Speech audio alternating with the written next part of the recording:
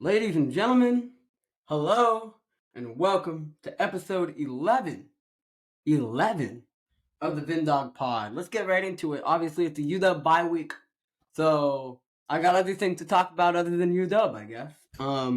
Give you a little bit of a rundown of what's going on. Obviously, Washington just won 31-24 against Arizona in the desert.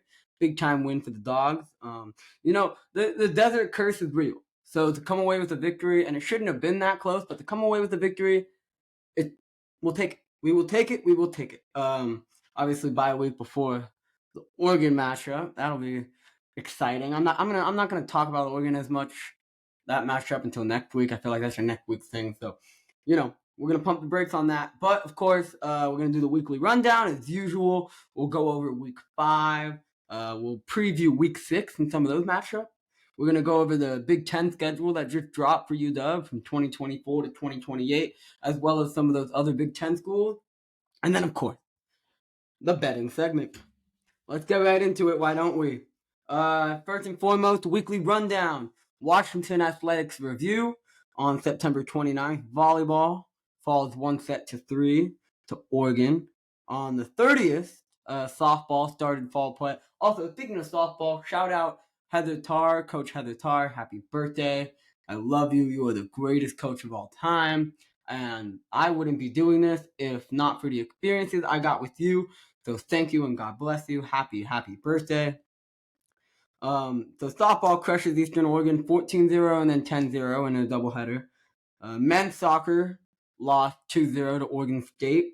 And football, of course, with the 31-24 victory. On October 1st, volleyball defeated Oregon State 3-1. Women's soccer falls to number 10 USC 3-0. When you're facing the number team in the country, you're not going to have the best games, and that's what one of those was. October 3rd, men's golf. They finished in 3rd in their tournament. Wednesday got canceled, but what they got to, they finished 7. Men finished 3rd, women finished 7th. And then on October 5th, women's soccer loses at Arizona 2-1, and men's soccer defeats SDSU 3-1. Now, looking ahead to next week for UW Athletics, October 6th, we have the women's and men's tennis going on. And then, of course, volleyball versus Stanford. On October 7th, Saturday, softball's got a doubleheader versus British Columbia and Western Washington. And then on the 8th, October 8th, volleyball plays California. Women's soccer plays Arizona. And men's soccer will face number 25, UCLA. So that'll be an exciting week. No football, that's fine with me. We'll watch other sports. Speaking of other sports, let's go into Seattle sports. Unfortunately, the Seattle Mariners missed the playoff. It was a tough September, and when you have a bad September, you don't really deserve to make it in. I don't think the Mariners deserve to make it in. Blue Jays got swept in the wild card, so it's like, well, back-to-back years for them not even winning a game, so that's kind of unfortunate. Cal Raleigh made some electric comments, saying that the Mariners need to go and make a big-time signing. They need to sign a big name. They can't keep up with other teams unless they make a big-name signing. Unfortunately, he was forced to apologize. I personally am a bit in the middle on this. I really like what Cal Raleigh had to say. However, what he pretty much went out and said was, my teammates aren't good enough to win a championship, and we need to move on from some of my teammates. And I think that it's a fair comment to say, but maybe not on the last game of the season. Maybe you need to let the tensions boil a little bit, and just kind of get past that little hump there. But it's a bad look because when you think about it, now all the rumors are we need a first baseman to replace Ty France. We need a third baseman to replace Suarez. So in a sense, his comments are pretty much saying Ty France, Eugenio Suarez weren't good enough, and we need to replace them. Right? I see it both ways. My dad, he was a coach. He coached baseball, nothing professionally, but he was a baseball coach. He understands what it's like to keep team chemistry up and team morale and all that stuff. And obviously, they did just get eliminated from the playoffs, so it's hard to say that team morale is at an all-time high. But you got to stick with your teammates, and you got to really represent them and have their back. And in that case, it felt like he didn't, but that's okay because he wasn't wrong, right? He wasn't wrong. It's just the timing was off. Anyway, yeah, the Mariners need to go and make a play in 2024. They need a big name. Jose Ramirez is one that's been floating around out there. They just need to make a big signing, and they need to get someone in there, and hopefully that someone can make a difference. The Seattle Seahawks look legit. They destroyed Daniel Jones, the Giants, 24-3. Poor Daniel Jones. That was the worst game I've ever seen from like a quarterback. He was just getting harassed. He was literally getting harassed. It was terrible. Witherspoon looks like an absolute steal with the 5th pick. Obviously, you see what Jalen Carter's doing, and you're like, Seattle could use some help on the defensive line, pressuring the quarterback. They did a fine job pressuring Daniel Jones last week, and Witherspoon was the man. So, if I'm being honest, I think the Seahawks are very happy with where they are. The only thing is that the Cardinals and the Rams are actually starting to look good. The Cardinals, they've won one game, whatever, right? But the reality is they're literally fighting in every game. Like, that's a talented team. They can win games. The Rams, of course, now that Cooper Kupp's coming back, they're going to be legit. Their offense is scary. Puka, shout out my boy Puka. Puka looks like the man. So, I don't know. They're in a tough spot right now, and I think as long as the Seahawks can just keep winning, they'll be okay. But that loss to the Rams might bite them in the butt later on. The Sounders. I don't talk about the Sounders much because ever since I've been doing this podcast, the Sounders have not been doing very good, but they did just clinch the playoffs with a 2-1 victory over LA Galaxy. Jordan Morris scored in the 9th minute, and then in the 95th minute, with 5 minutes of extra time, rolled on, push it away. It was a rolled on play, like the brother, like that was electric. And I wish I was at that game. I saw the crowd just erupted. So good for the Sounders. I'm curious to see how they're going to do in the playoffs when it all counts. Go ahead and review week 5. Let's go over some of the best matchups of last week. Georgia beat Auburn 27-20, but Georgia did not look like the number 1 team in the nation. I thought Auburn was going to sneak away with it. At first, I thought Georgia was going to beat the brakes off Auburn. I thought Auburn didn't have the offense to keep up with Georgia. I was wrong. I was incorrect. Actually, I wouldn't even say I was incorrect. I still think they don't have the offense to keep up with Georgia, but Georgia just had a terrible game. I don't know if they're going to do it again, but I'm curious. Texas collapsed number 24 Kansas 40-14, 27 points in the second half for Texas. That's just an obliteration. Texas looks really good. We'll get more into next week's matchup for them, but Texas looks very good. Notre Dame, number 11 Notre Dame, defeats number 17 Duke 21-14. They had that 30-yard game-winning touchdown with 31 seconds left.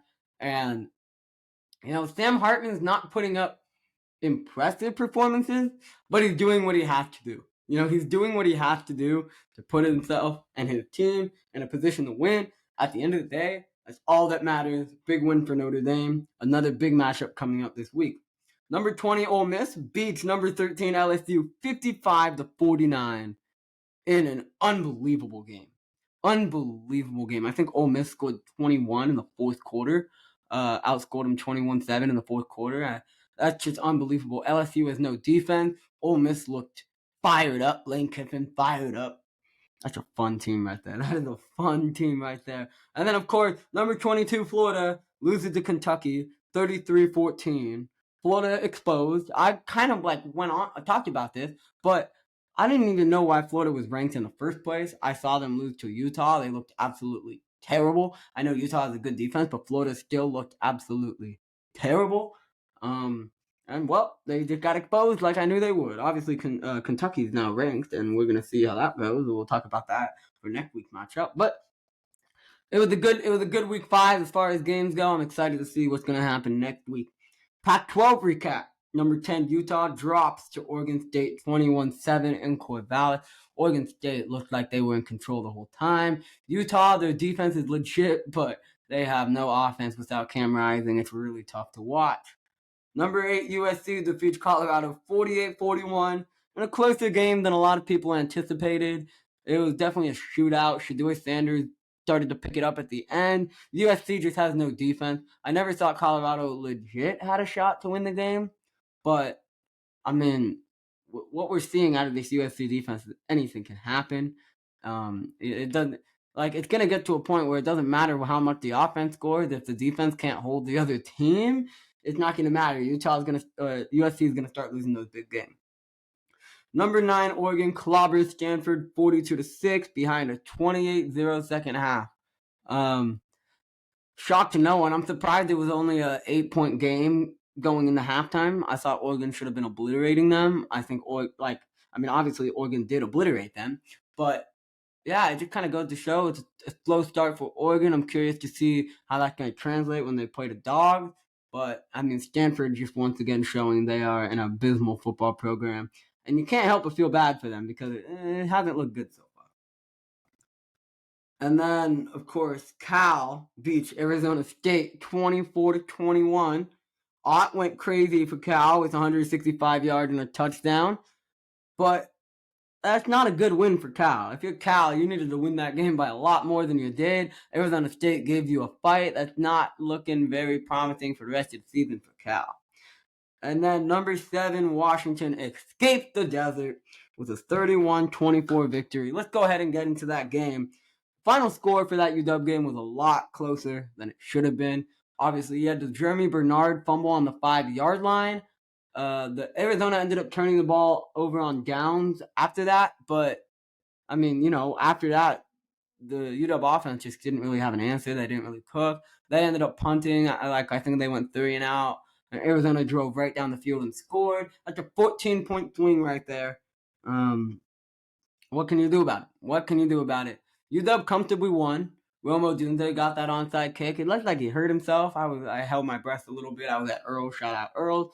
Held my breath a little bit. Went well. UW won. Whatever. Only thing I'm upset about is that it felt like UW was purposely not trying to let Michael Penix Jr. win the Heisman. Where were the little forward shovel passes where like that the Chiefs do with Jerick McKinnon? Like let's do some of those. We don't need to give 4 touchdowns out to running backs. We don't need that many rushing touchdowns. Let's get Penix on the board. Penix just fell to Caleb Williams in the Heisman ranking because even though Penix had 360 yards on 30 for 40 throwing, he had no passing touchdowns. So that's unfortunate. I don't think it should matter because the reality is Penix was in complete control of that game, and the reason they won that game is because of Michael Penix, but that's not what people are going to talk about. Oh well. We got the win. Dylan Johnson looks great. There were a couple plays where he just carrying defenders on his back. We need him to keep doing that. It's good to see that he looks like he's getting better and better and better every week. This is the bye week where he needs to be like, okay, I need to have a career game. Because Talapapa made things happen against Oregon last year. We need Dylan Johnson to make things happen against Oregon this year. I think he'll make it happen. He's that guy. He looked like he's been that guy. He's breaking tackles well. He just needs to keep getting opportunities, and they need to set up the run game with the pass game and the play action. I think they'll figure it out. Defense. I'm a little upset. I'm not going to say I am disappointed. I'm disappointed in the defense. I don't think it's like a terrible, we're screwed type thing, but they could have done a lot better, if you will. They gave up 10 points in the second quarter and then 14 points in the second half. Obviously, that late touchdown drive. Those are the kind of touchdown drives at the end of that game. If Oregon's doing that, you have to stop them because Oregon's doing that, and that's for the game. And we can't stop Arizona from doing it. What to make us think we're going to stop Oregon from doing it. So we need to figure that out. We can get things figured out defensively, and we're going to be just fine. Anyway, let's kind of get into it. Week 6, we're going to go ahead and preview Week 6. It's a fun week. There's a lot of fun games. And my favorite game, of course, we're going to get started with number 12 Oklahoma versus number 3 Texas in the Red River rivalry. Last year, Texas beat the brakes off of Oklahoma. This year, it could be a lot of the same thing. The only thing is that I think Oklahoma's offense looks really good. They look really efficient. My big question is their defense. How is their defense going to hold up? Texas looks very efficient offensively. So Oklahoma's going to have to make a couple big stops. And if they can't pull that off, then who knows how this game's going to go. I definitely think Texas takes it, but I would love to see it be a close game, close high-scoring game. We'll get into why I want the high-scoring game, but I think it'll be a good game. Maryland versus number 4 Ohio State. Now, I'm surprised Maryland's not ranked, to be honest with you. Tua's brother, quarterback from Maryland, he looked really good this year. Not to mention Maryland's undefeated, and they're not ranked. I think that's kind of interesting, especially when you see who is ranked and what their records are. But regardless, I think that'll be a good game. I don't think Ohio State's going to blow them out of the water. I think it's going to be a lot closer than people think. Number 23, LSU versus number 21, Missouri. Missouri's one of those teams where it's like they're ranked because they're undefeated, and that's how I feel like Maryland should be. But Missouri, I don't think is all that good, and I think they're going to get completely exposed by LSU and Brian Kelly. But what do I know? LSU's lost 2 games this year. Their defense can't stop a breadcrumb. We'll see how that goes. Number 11, Alabama versus Texas A&M. You know, it's interesting because Nick Saban is absolutely dominant against his former associate coaches. Yet a lot of people think that A&M is going to pull this one off. We'll see how it goes. I just think that, you know, Bama's Bama. Like Texas A&M, unless you have Johnny Football, you're not going to beat Alabama. So curious to watch that one. That'll be fun. Number 20, Kentucky versus number 1, Georgia. Kentucky is now number 20 after beating the brakes off of fraudulent Florida. This is going to be a different test. Obviously, Georgia at home. The Auburn game was a lot closer than it should have been. I think Georgia knows that. Very curious to see how they're going to respond. Number 10, Notre Dame versus number 25, Louisville. Louisville's got tons of momentum. They look very good. Notre Dame will love to be keeping these games close. I'm curious to see how that one will go. And then number 24, Fresno State versus Wyoming. That would be fun. Fresno State is has the second most wins, like winning streak wise right now. Consecutive wins. I don't know what the number is, but very impressive. That'll be a fun game to watch as well. And Wyoming just is always good. It doesn't matter if they're ranked or not. They're always good. They're always a fun game to watch. Let's get into this week's Pac-12 schedule. Number 13, Wazoo will be facing UCLA, and UCLA is a 3-point favorite over under 60.5. High-powered Wazoo offense versus a very, very suffocating UCLA defense. That's going to be a fun game. I'm shocked that UCLA is favorited, though. Clearly, Vegas knows something I don't. I feel like Wazoo should be the favorites in this game. They beat Oregon State pretty handedly.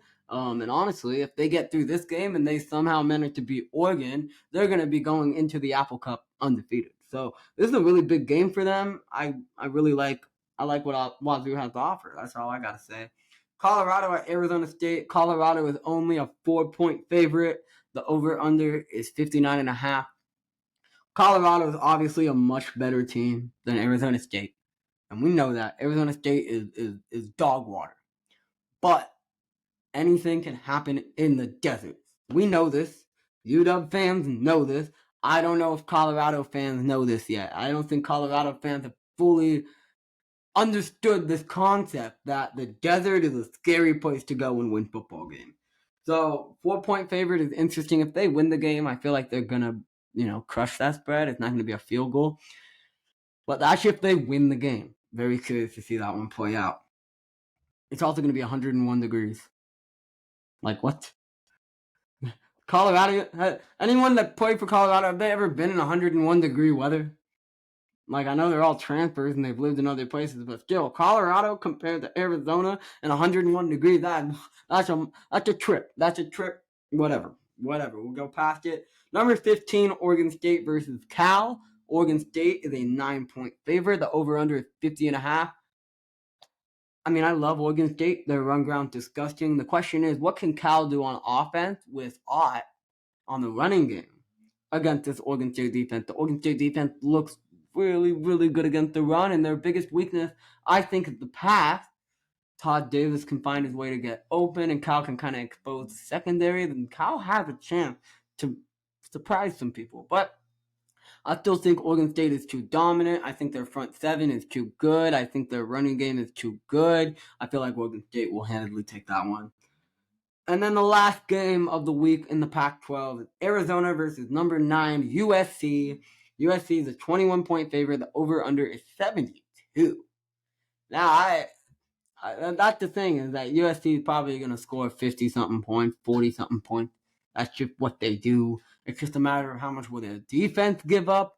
I don't think this is going to be a crazy game as far as, like, Arizona's going to keep it close and maybe shock a lot of people, especially on the road.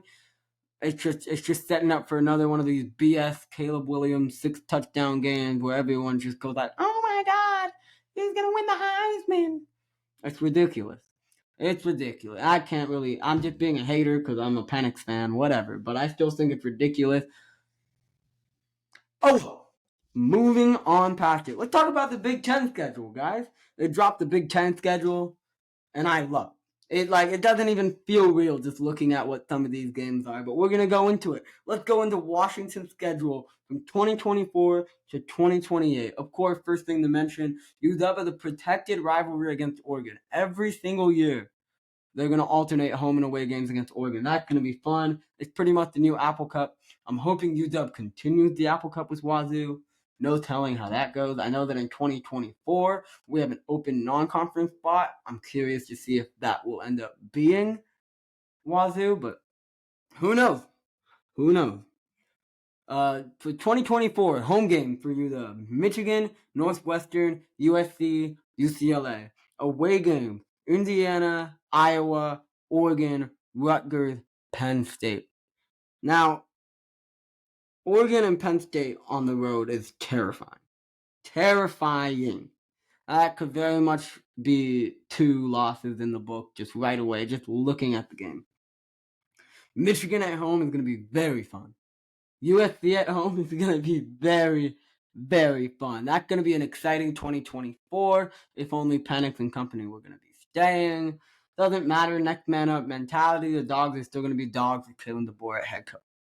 2025, they have home games against Illinois, Ohio State, Oregon, Purdue, and Rutgers. And away games against Maryland, Michigan, UCLA, and Wisconsin. I'm looking forward to that UW versus UW game. I wish it was in UW, but I guess we'll travel to Madison. I don't really care. It doesn't bother me. Home against Penn State or home against Oregon and Ohio State. We're gonna need that. That's gonna help us have a chance.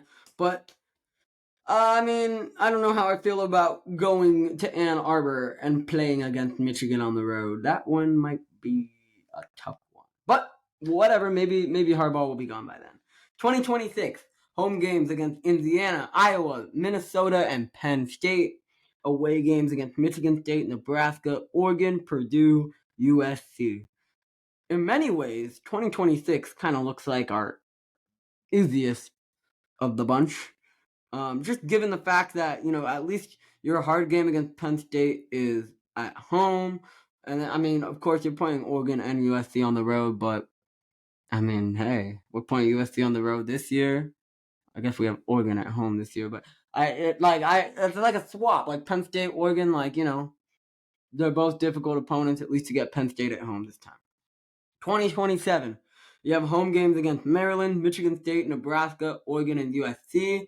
Away games against Minnesota, Northwestern, Penn State, and Rutgers. And then 2028, home games against Michigan, Northwestern, UCLA, and Wisconsin. And then away games against Illinois, Indiana, Maryland, Ohio State, and Oregon. 2028 sounds like hell. Not looking forward to that one. Let's go into Oregon, USC, and UCLA's 2024 schedule. UCLA at home will face Indiana, Iowa, Minnesota, Oregon, and USC. And on the road, UCLA will face Nebraska, Penn State, Rutgers, and Washington. That's a tough schedule for UCLA. USC at home, Nebraska, Penn State, Rutgers, Wisconsin. On the road, Maryland, Michigan, Minnesota, UCLA, Washington. Oregon, home games against Illinois, Maryland, Michigan State, Ohio State, and Washington. away games against Michigan, Purdue, UCLA, and Wisconsin. I just throw away this year. I'm already ready for 2024. That's just so many unbelievable matchups. Especially if you throw in a potential Apple Cup again in 2024. Wow, that will be fun. That'll be fun. So I'm looking forward to that. Toughest schedule for 2024, I think, as far as high expectations, but you got to go through the gauntlet. USC has it very tough. They're definitely going to pray that Caleb Williams comes back because Penn State, Michigan, UCLA, Washington, plus non-conference opponents that USC is facing. I think they might be facing Notre Dame again. That sucks. That is terrible. Terrible. Michigan's got to face Oregon, USC, Ohio State, and Washington, so that's not very easy either. If you run the table with those schedules, you're in the national championship game, and you probably win it, depending on how good Georgia or Bama is. That's just all I can say. Like, those are just beyond difficult schedules. And for my favorite segment of the week, it's the betting segment. Vinny started bad and then got fantastic last week. It was a good week, by all means. It was a good week. Let's go over it. I lost 2.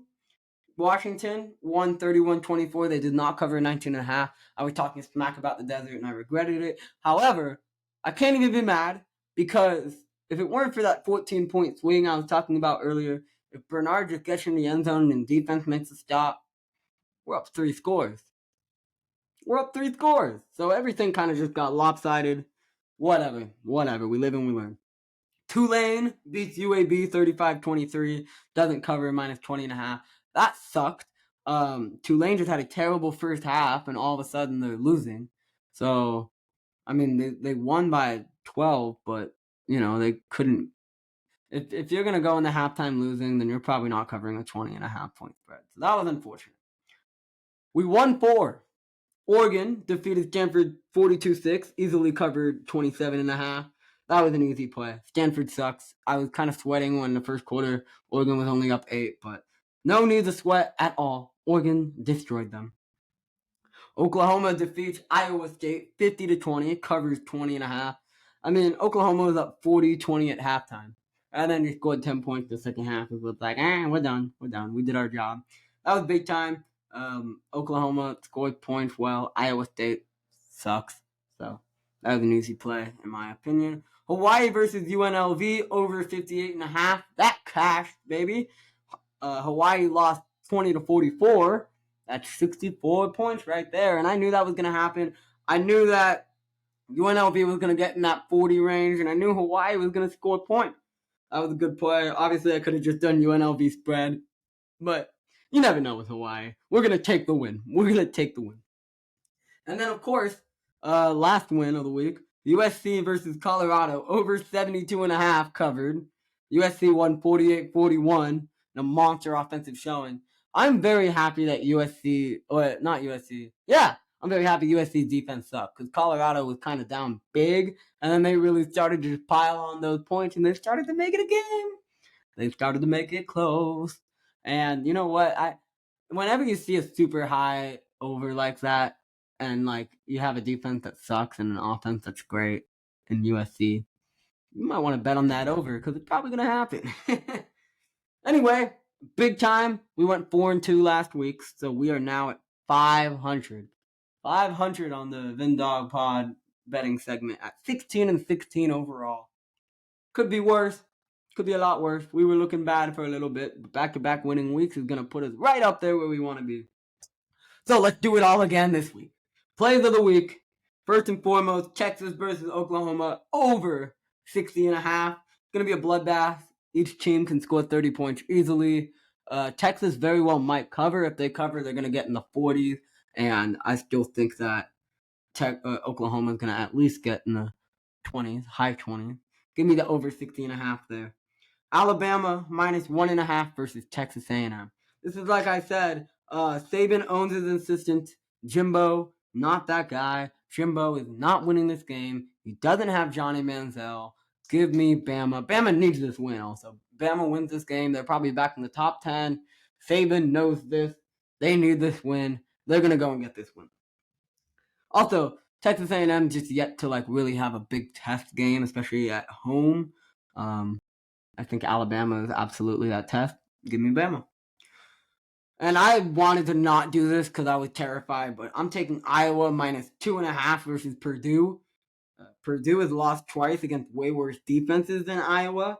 And Iowa's starting to make some strides offensively. It's nothing spectacular, but they're starting to make things happen. I could totally see this game being 20-17, and Iowa covered. Iowa was able to score points. They're going to get in the 20s. I think their defense is going to suffocate Purdue a little bit. I'm going to take that 2.5 point spread. Rice minus 9.5 versus UConn. I've never touched Rice in my life, but UConn is one of the worst teams in college football, and they just lost to Utah State by 1. Utah State stinks. I promise you, Rice is a lot better than Utah State. So that's why we are going to go ahead and take Rice. Rice has been winning the offensive talent to run up the point and kind of take too big of a lead for UConn to overcome. Give me 9.5. Michigan minus 18.5 versus Minnesota. Michigan's covered this 7 in their last matchups against Minnesota. This is one of the most talented Michigan teams I've ever seen, and about as mediocre as it's gotten for Minnesota. Minnesota also just has had an offense that is very middle of the pack, not doing much, not scoring a ton of points unless they're playing a garbage team. Not to mention, Michigan is just blowing teams out of the water. Give me Michigan minus 18.5. And then last play of the game, make it the 6th play. Louisville plus 6.5 versus Notre Dame. I was scared to take this. But I'm fully riding on Louisville. Notre Dame has kept games really, really close against good teams. Louisville is one of those good teams. I think Notre Dame's going to win it, but I think it's going to be by 3, 4, 5 points. I don't think they're going to score by 7 or more. Louisville's red hot. They're at home. Louisville could even win this game. Ladies and gentlemen, it's been episode 11 of the VinDawg Pod. Thank you so much for joining me and listening with me. This has been fun. I'm very excited for episode 12 because we get to talk about the dogs and we get to talk about how the dogs are going to put a beat down on Oregon. And hopefully episode 13 won't be super depressing. Anyway, it's your boy Vin Man. I will see you guys later. Have a wonderful, wonderful week.